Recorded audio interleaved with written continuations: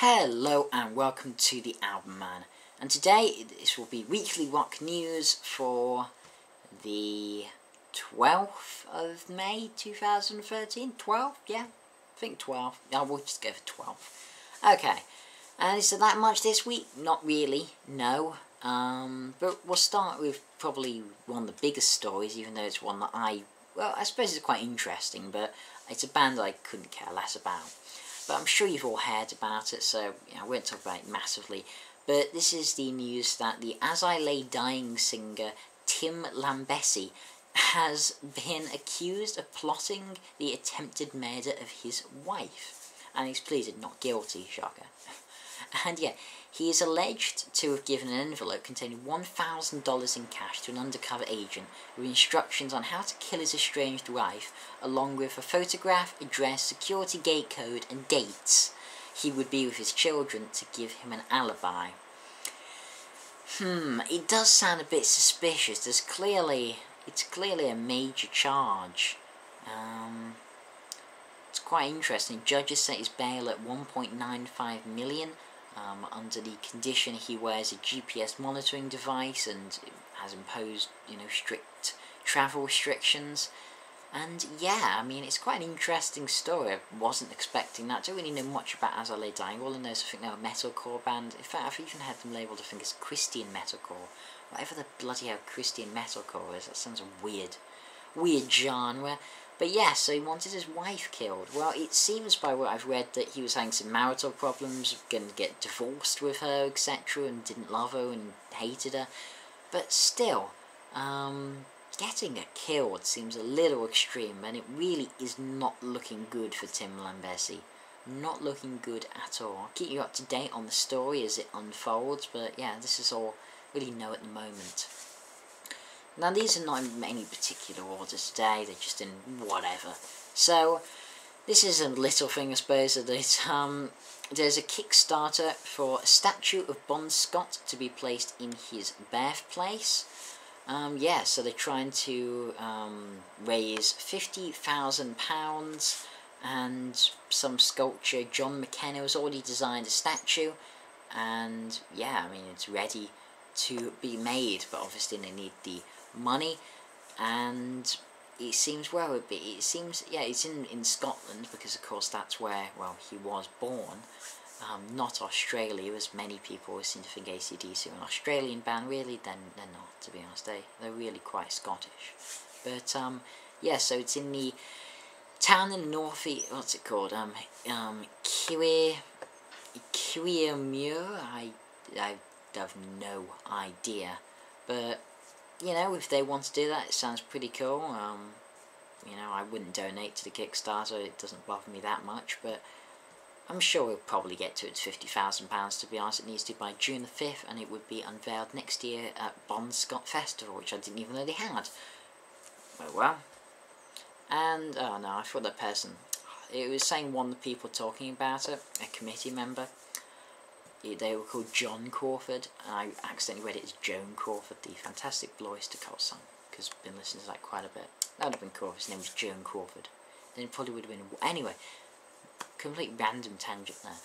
Okay, so Rolling Stone magazine, who I loathe with passion, they're really quite crap, they have been doing a poll about the worst bands of the 1990s. And yes, worst bands, not necessarily saying rock bands, but it's inevitably been.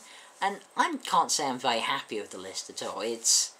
I get some of the bands completely, but I don't know how the number one is at number one. They're not the worst bands of the 90s. At number one, well, let's go through it. So at number 10, we have the Dave Matthews Band. Don't know much of their stuff, can't judge. And we'll go through the next few quite quickly. Ace of Base at number 8, Ace of Base at number 9, 8 Spin Doctors, 7 Bush, 6 Hootie and the Blowfish. Now number 5. Gotta stop here. Number 5 is probably the most influential band of the 90s. Nirvana. Yes, Nirvana, apparently the 5th worst band in the 90s. Now, I don't know what drugs the people were on who were voting in this poll. Maybe they were just joking or something, but Nirvana is the fifth worst band. You know, I've heard some people say they're overrated, and that's understandable. I mean, they only made 3 albums and were regarded as this massive plateau. Quite a lot of it really because Kurt Cobain died so young, I would say. Even though, you know, they were, respect, Nevermind was a massive hit when he was alive, obviously. And, you know, I can understand people saying that, but saying it's one of the 5 worst bands of the 90s, it's just a stupid statement.